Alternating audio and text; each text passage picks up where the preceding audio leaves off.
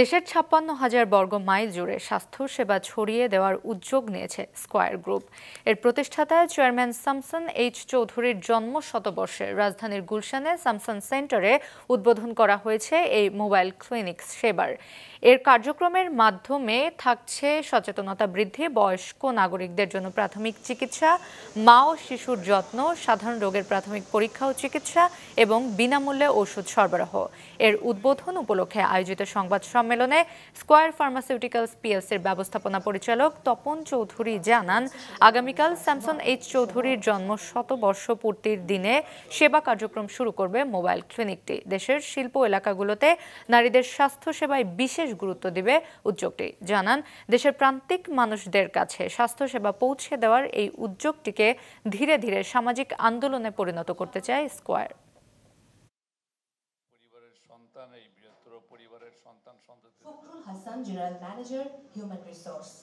Initially Dhaka এবং তার আশেপাশে জায়গাগুলোতে এবং বিশেষ করে যেখানে আমাদের নিম্ন মধ্যবিত্ত মানুষ যাদের অনেক সময় যাদের ডক্টরের কাছে যাবার মতো যথেষ্ট সামর্থ্য নাই, তাদের জন্যেই এই হসপিটালটি মুভ করবে এবং হসপিটাল ভিতরে আপনারা নিজেরা গেলেই দেখতে পারবেন যে সেখানে এক্সামিন করার ব্যবস্থা আছে। But initially